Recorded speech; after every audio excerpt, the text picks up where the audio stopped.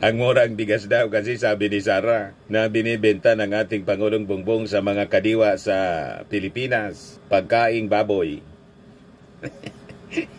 Pero yung mga mamamayang Pilipino po, mga mahirap, tuwang-tuwa sa 20 pesos na bigas at malayo sa sinasabi ni Sara na pagkaing baboy. Napakasarap.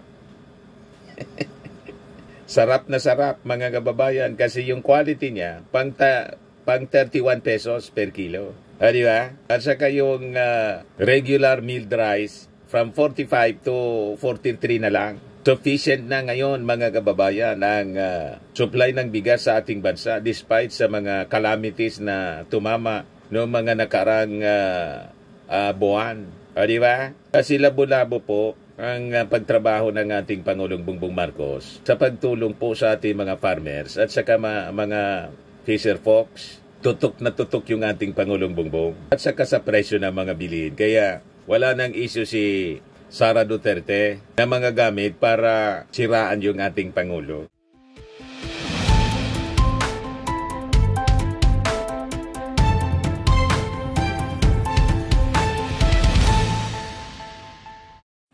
Hello po mga kababayan, si Dante Maravillas, Bicolano vlogger, broadcast journalist from Albay. Unahin ko na muna itong greetings. May nanonood sa ating isang Bicolano na nakatira na sa Chicago pero taga-Tigaon, Camarines Sur sila. Si Mr. Manuel Natividad nanonood sa atin. Ayan Sabi niya, my wife Ria in Manuel, Nonoy Natividad of Chicago. My uncle is Judge Francis Garchitorena of Sandigan Bayan during Marcos time. Ayan, kilala yon si Garchitorena, Judge Garchitorena. Sabi niya, Bicolano man ako Dante. My father is from Tigaon, Camarines Sur. My grandfather is former Sandigan Bayan judge in 1950s. They're all gone. My mother's two brother and a fiscal in City of Manila. In Hulo, Sulu, Arganto. I'm 77 years old, July 25. Aba, magbe-birthday na pala si Sir. Si Mr.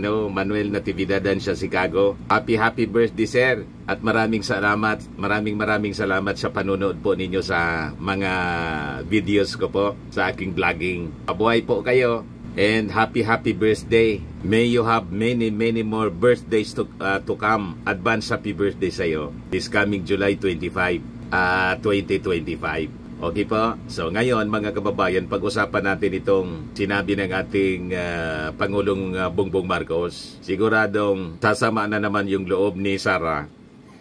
Ano niya kasi Mr. Maravillas yung sinabi ngayon? Sabi ng ating Pangulo, 20 bigas is here to stay. Tuloy-tuloy ang pagbibenta ng 20 pesos na bigas. Talagang sasama yung loob ni Sara Duterte kasi galit siya sa murang bigas. Ang murang bigas daw kasi sabi ni Sara na binibenta ng ating Pangulong Bongbong sa mga kadiwa sa Pilipinas, pagkaing baboy. Pero yung mga mamamayang Pilipino po, mga mahirap, tuwang-tuwa sa 20 pesos na bigas at malayo sa sinasabi ni Sara na pagkaing baboy. Napakasarap. Sarap na sarap mga kababayan kasi yung quality niya pang 31 pesos per kilo. Di ba? At saka yung regular milled rice from 45 to 43 na lang. Sufficient na ngayon mga kababayan ang supply ng bigas sa ating bansa despite sa mga calamities na tumama noong mga nakarang buwan. Di ba? Kasi labo-labo po ang pagtrabaho ng ating Pangulong Bongbong Marcos sa pagtulong po sa ating mga farmers at saka mga fisher folks. Tutok na tutok yung ating Pangulong Bongbong at saka sa presyo ng mga bilihin. Kaya wala nang issue si Sara Duterte na mga gamit para siraan yung ating Pangulo. Diba? Yan sabi ng Pangulo. Hindi niya siya isang roll out lang. It's not a one roll out, but a sustainable initiative that will expand nationwide with the support of local government units. Tuloy-tuloy na ito po Sabi sa kanyang vlog, mga kababayan, ngayong araw na to, 20 peso rice is here to stay. It is achievable, it is sustainable. Parami ng parami ang ating mga location sa pagtutulungan ng maraming ahensya ng national government at ng local government, sabi ng ating Pangulo. Meanwhile, the President also dispelled concerns that the low price of rice would drive down the farm gate prices ng palay. Hindi po totoo yan. Meron po tayong minimum buying price.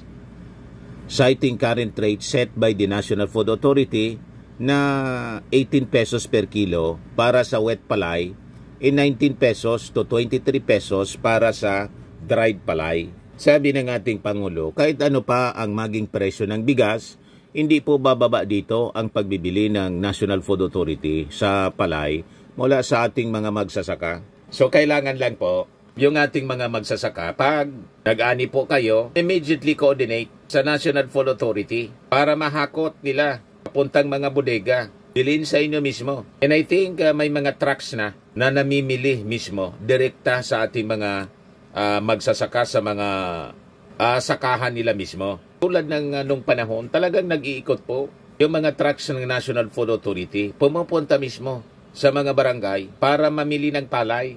Hindi na yung mga farmers pa yung dadala at pahirapan. Walang ganong sistema ngayon, mga kababayan, kasi maigpit yung bili ng ating Pangulong Bongbong Marcos. Tumulong sa ating mga magsasaka sa pagbibili nila, pagbibinta ng mga palay. Kasabi ng ating Pangulo, daan-daan na ang mga dryer para yung farmer meron na siyang dryer. Hindi siya mapipilitan may pagbili yung kanyang mga palay kung ano man ang presyong binibigay sa kanya ng trader. Yun niya yung dahilan kung kaya kayang baratin ng mga trader dahil wala silang mga processing. Traders can bargain down the prices is because farmers do not have processing facilities. Pero ngayon, mayroon na.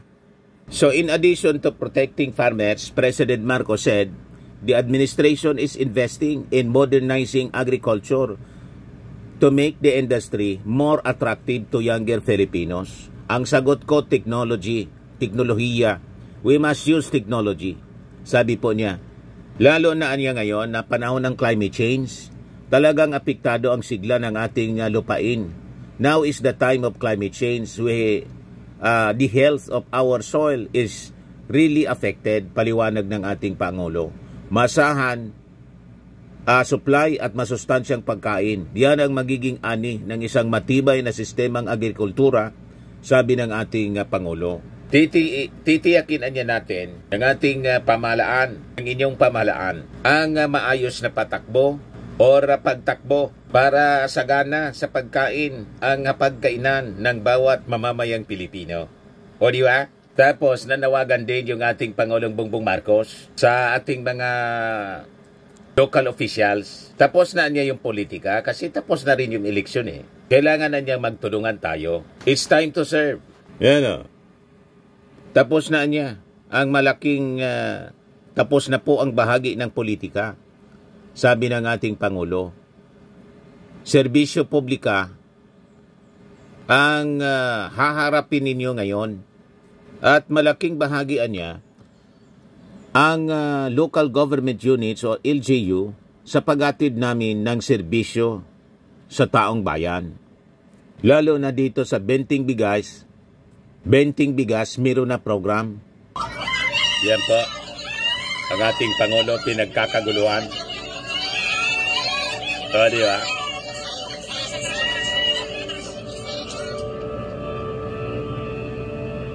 Ngayong linggo ay nanumpa na ang mga bagong halal natin mga lokal at national officials nang nagsimula sa kanilang mga trabaho. Ako ay makikicongratulate uli sa inyo at magpaparating ng good luck para sa inyong lahat. Tapos na po ang bahagi ng politika. Serbisyo publika na ang haharapin nyo ngayon. Marami-rami tayong trabahong pagtutulungan sa lokal at sa national government at malaking bahagi ang LGU sa paghahatid namin ng serbisyo sa taong bayan. Di ba? Pinagkakaguluhan yung ating Pangulo.